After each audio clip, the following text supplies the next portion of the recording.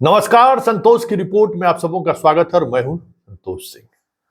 और आज हम संतोष की रिपोर्ट में चर्चा करने जा रहे हैं कि नीतीश कुमार जिस मुहाने पर खड़े हैं उस मुहाने से तय होगा कि 4 जून के बाद ये राज किस दिशा में जाने वाली है। जी हां, 2 फेज का चुनाव हो चुका है, तीसरा फेज का चुनाव होने वाला है। और इन 3 फेज की बात अगर करें तो नीतीश कुमार 16 में से 8 सीटों पर चुनाव वो लड़ चुके होंगे। पहले फेज में उनका एक भी उम्मीदवार नहीं था, एक भी कैंडिडेट नहीं था, उनकी पार्टी खड़ी नहीं थी। दूसरे में सभी के सभी 5 सीट, बांका, भागलपुर, कटिहार, पूर्णिया और किशनगंज, 5 सीट उनका था जहां पर चुनाव हो चुका है।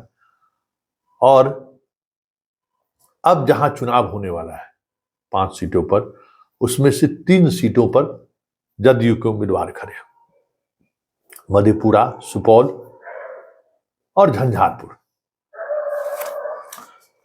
मतलब 8-16 में से 8 सीट तीसरे चरण में ही जदयू का खत्म हो जाएगा, बचेगा 8 सीट, जो बाकी के 4 फेज में, अलग अलग फेज में उनके 2-2 सीट है, एक सीट है।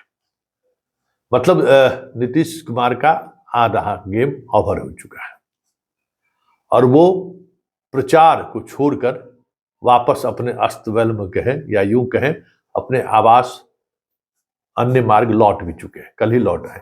मतलब अब फिलहाल मतलब जो 7 तारीख को चुनाव होना है तो 5 तारीख तक कैंपेन, मतलब लास्ट 5 बजे तक कैंपेन होना है उस तीसरे चरण का।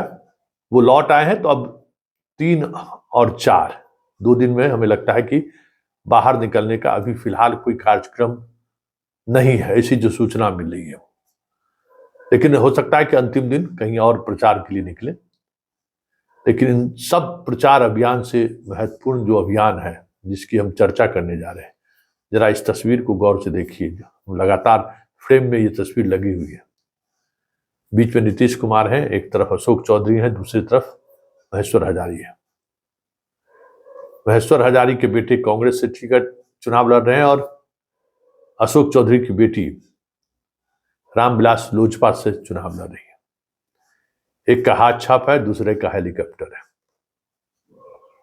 अब सवाल यह है कि इन 2 चरणों के चुनाव में, या यूं कहें कि 3 चरणों के चुनाव में, जिस तरीके से नीतीश कुमार लगातार परिवारवाद को लेकर हमला रहे हैं,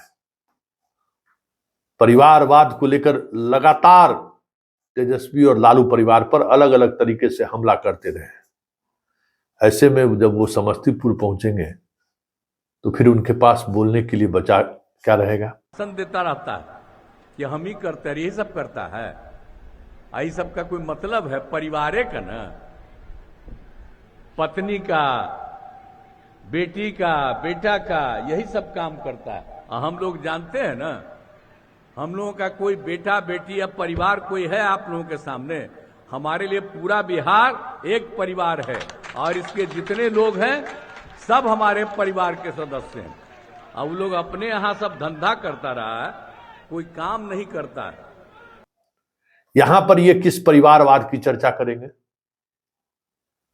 क्योंकि जिस परिवारवाद के खिलाफ नीतीश खुद रहे हैं, अपनी पार्टी में भी कभी भी वो परिवारवाद को प्रश्रय नहीं दिया। अपने परिवार को तो छोड़ दीजिए, आज तक कभी उसने किसी भी पॉलिटिकल पार्टी में ऐसे प्रत्याशी को उसने टिकट नहीं दिया जो पीढ़ी दर पीढ़ी राजनीति करते हो।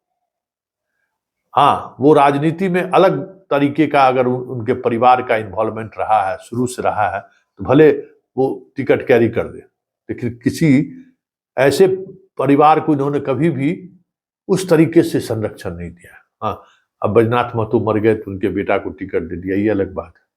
कुछ ऐसी उदाहरण के तौर पर दे सकते हैं, लेकिन परिवारवाद जो समस्तीपुर में दिख रहा है, इस तरीके के परिवारवाद के पक्ष में नीतीश कुमार कभी भी नहीं रहे। तो सवाल उठता है कि समस्तीपुर जाकर वो जनता से कहेंगे क्या?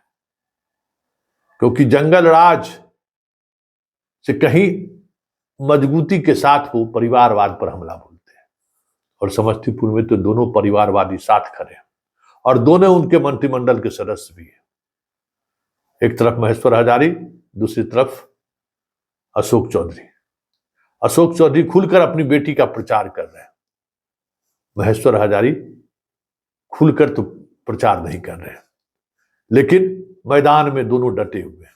इस बात की जानकारी नीतीश कुमार को जरूर होगी, तो समस्तीपुर जाते जाते उन्हें तय करना ये भी होगा कि महेश्वर हजारी के साथ खड़े हैं या फिर अशोक चौधरी के साथ खड़े हैं या फिर दोनों के साथ खड़े हैं, क्योंकि परिवारवाद के मसले पर तो दोनों कटघरे में, और बात पार्टी के विधायक और मंत्री की होगी तो वो अगर तय करते हैं तो फिर महेश्वर हजारी बाहर होंगे, या फिर ये तय करते हैं कि दोनों अपनी लड़ाई अपने तरीके से लड़ते रहे, तो फिर उस तरीके की राजनीति होगी। लेकिन जो राजनीति चल रही है वो राजनीति संकेत है कि समस्तीपुर तय करेगा कि जदयू किस दिशा में जा रही है।